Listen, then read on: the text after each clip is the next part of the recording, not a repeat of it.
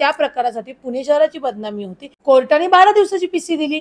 आता 12 दिवसात सगळं बाहेर येईल। महिलेच्या इच्छेविरुद्ध तिच्याशी संबंध ठेवणे याच्यावर 376 वाडिया कॉलेज चार्जशीट जाऊन बघून या एकदा तुम्ही। बोपदेव घाट चार्जशीट जाऊन बघून या एकदा। पुण्यातील स्वारगेट बस स्थानक ज्या ठिकाणी दररोज हजारो लोक प्रवास करतात आणि याच बस स्थानकावर 2 दिवसांपूर्वी एक घटना घडली ज्यामध्ये 26 वर्षीय तरुणीवर एका दत्ता गाडे नामक तरुणाने नराधमाने आता ज्याला म्हणलं जातं त्यानं अत्याचार केला।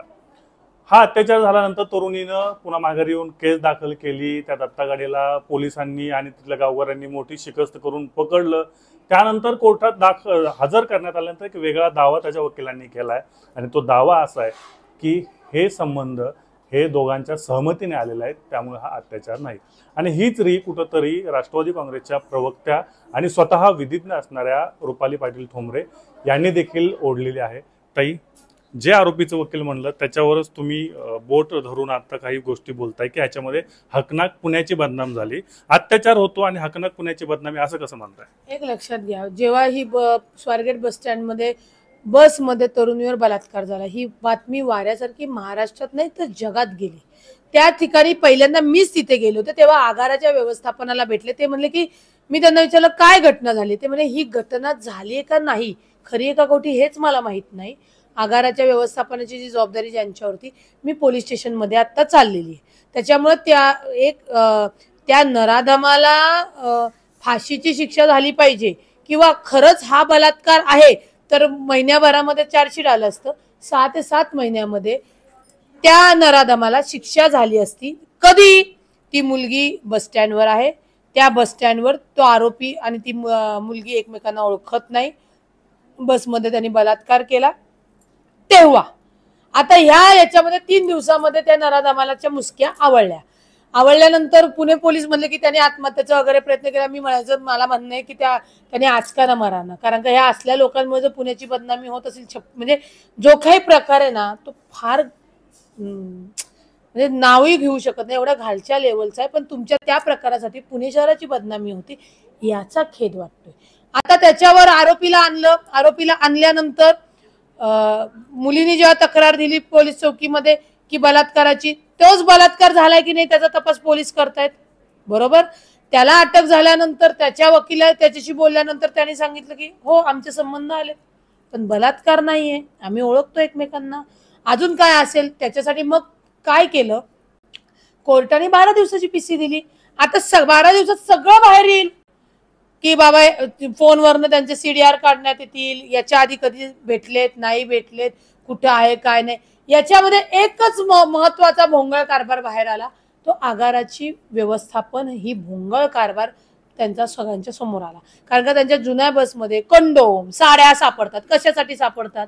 आणि एक लक्षात घ्या, या गोष्टी मी सोशल मीडियावर बोलायच्यात म्हणून नाही बोलते, ज्या काही कोर्टात मेहरबान कोर्टात झालेल्या आहेत त्याची फक्त हे झालेलं माहिती सांगते मी। सोशल मीडियावर काय झालंय, कुणी बेअक्कल सनद नसलेलं वाटेल ते बोलणार, कुणालाही काही बोलणार, ट्रोलिंग करणार। हा एवढा ट्रोलिंग करण्याचा विषय नाहीये। पुण्याची बदनामी झाली याचे खेद वाटतो। मी का म्हणले, पुणे शहर हादरलं, पुणेकर हादरले, आमची माता भगिनी लेकरं बाळ बस स्टँडवर पाठवायचे की नाही याच्यावर शंका निर्माण झाली, भीती निर्माण झाली। आणि काय निघतंय तर संमतीचे संबंध। तुम्ही स्वतः एक वकील आहात आणि आपण हे म्हणतो की 12 दिवसात तपास होणार आहे आणि मग पुढे येईल, मग आपण आजच कसं होतंय की बाबा हे संमतीने झालं। व्हिडिओ जो आहे पहिला व्हिडिओ, त्याच्यामध्ये ती महिला पहिलीवर जाते, मागणं पुरुष जातो, बरोबर, बघितलं असेल तुम्ही। जे काही तिच्यावर अत्याचार होतो तेव्हा महिला पहिली बाहेर येत नाही, पुरुष बाहेर येतो, मग महिला येते। आपणही पुरुष आहात, आपलं लग्न वगैरे झालं असेल ना, समजा उद्या जात असताना कुणी तुम्हाला रस्त्यात म्हणलं तुम्ही माझा बलात्कार केला, झाला का तर ती महिला आहे म्हणून। हे मी या केसच्या संदर्भात नाही, मी टेक्निकली तुम्हाला सांगते, मी संदर्भ नाही। पुणे कोर्टात जर मेहरबान कोर्टात जर ते बोललेले म्हणजे तो बलात्कार जो आहे का नाही। अजून एक दुसरी कसं आपण हे करू शकतो, मेडिकल येणार आहे, मेडिकल येईल, मेडिकल मध्ये प्रूफ होईल। पण पहिला व्हिडिओ आल्यानंतरही आम्ही शांत बसलो, कारण का अजून बाकी तपास चालू आहे, बाकीच्या गोष्टी होऊ शकेल. आता आरोपीच्या मुसक्या आवळल्या म्हणून आरोपी समजा 8 दिवस अजून सापडला नसता तर केवढं वादंग झालं असतं. आरोपीला जेव्हा ही घटना घडली, आमची जी लिगल टीम बसली तेव्हा मी म्हणलं की आपल्याला हा खरंच जेन्युइन जर बलात्कार असेल तर काय करू शकतो. तर मला सांगण्यात आमच्या सगळ्यांच्या चर्चेमधनं कन्क्लुजन निघालं, महिन्याभरात आपण चार्जशीट तयार करायला लावायची पोलिसांना आणि 6 महिन्यामध्ये त्या नराधमाला शिक्षा लावायची. टेक्निकली बलात्कारामध्ये ती शिक्षा होऊ शकते.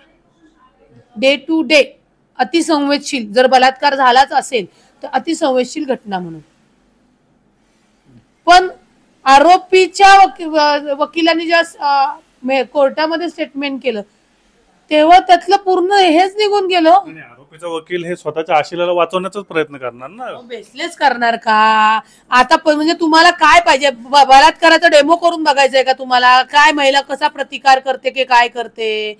आपल्या समोर जो व्हिडिओ आलेला आहे, मला सांगा बलात्कार झाल्यानंतर पहिल्यांदा कोण बाहेर येते, जिच्यावर बलात्कार, म्हणजे माझं असं म्हणणं जिच्यावर बलात्कार होतो तिने आडावडा करून खरं बाहेर किंवा काही गोष्टी ठीक आहे, आपण त्या असं म्हणू की तिच्यावर बलात्कार झालेला आहे. बलात्कार होत असताना काहीतरी त्याचं पाहिजे ना, आता जे काय पाहिजे ते कोर्ट काढेल ना. ते आता आर्थिक व्यवहार झालाय म्हणतात, तो येऊ द्या ना समोर. मी आर्थिक व्यवहाराचं कन्फर्मेशन तुम्हाला दिलंच नाही. बलात्कार होतो बाईवर, करणारा पुरुष आहे. पुरुष जेव्हा म्हणतो मी बलात्कार केला नाही, तेव्हा तो तिथं नसलेला पाहिजे, तेव्हा तो त्या महिलेला कुठे ओढताना नसलेला पाहिजे, तेव्हा तो तिच्यावर जोर जबरदस्ती करताना नाही पाहिजे, तर त्याचं सत्य खरं मानलं जाणार आहे. पण जर तो तिथं आहे आणि तिथं जर त्या सगळ्या गोष्टी हसत खेळत 376 कशाला म्हणतात माहितीये का तुम्हाला, महिलेच्या इच्छेविरुद्ध तिच्याशी संबंध ठेवणे, याच्यावर 376 चालतो. व्हिडिओ पाहिल्यानंतर तुम्हाला काय वाटतं, इथं काही ते बळजबरी झाले वगैरे असं दिसत नाही.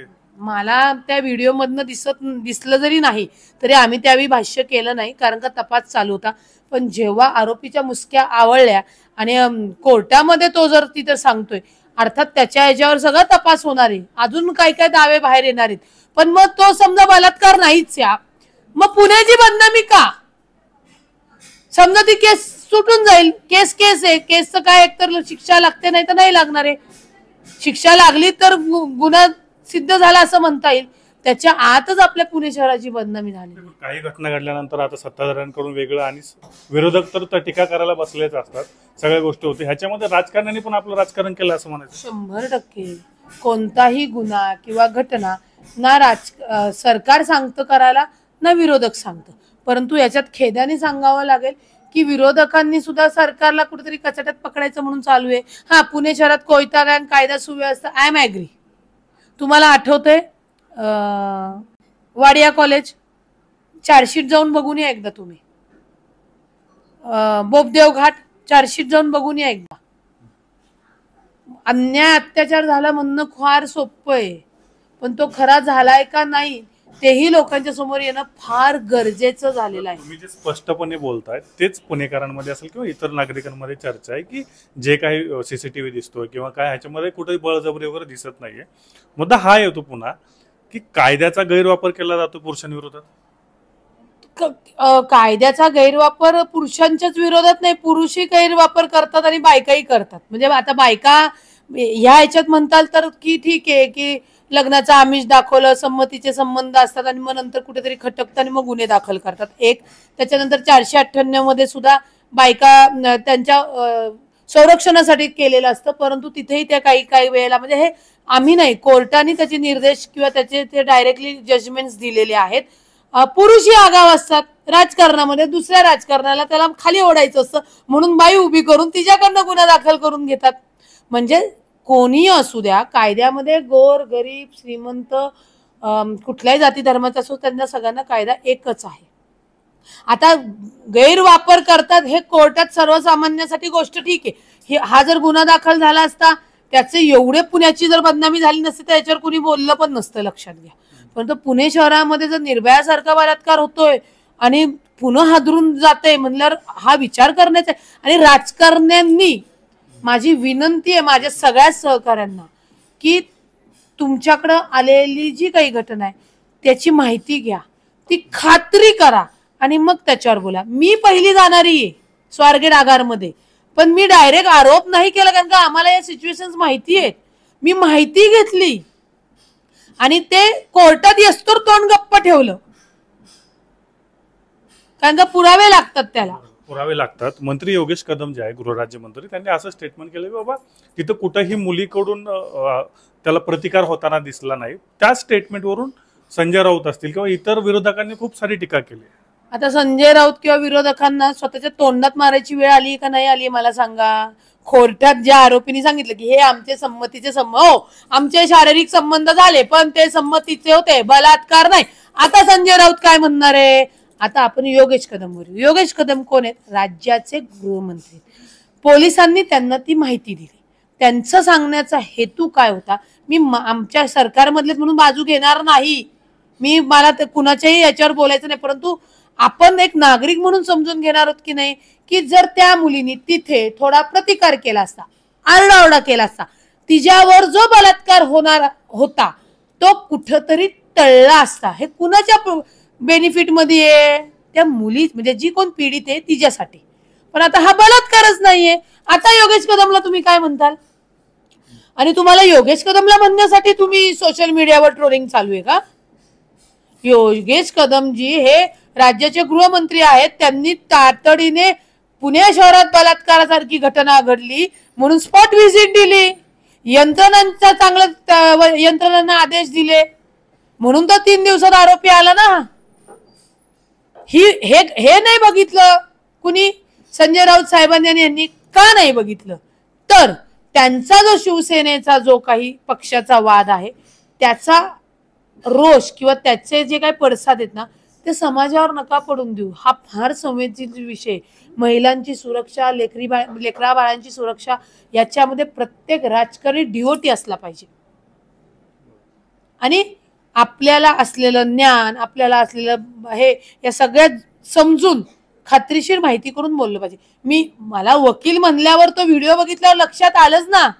मी म्हणू शकते, पण मी सोशल मीडियावर का बोलू? सोशल मीडियावर बिन आकल्याचे, बिन संध्याचे, एकमेकांना टार्गेट करणारी लोक आहेत. त्या ट्रोलर्स वाल्यांना शून्य किंमत आहे.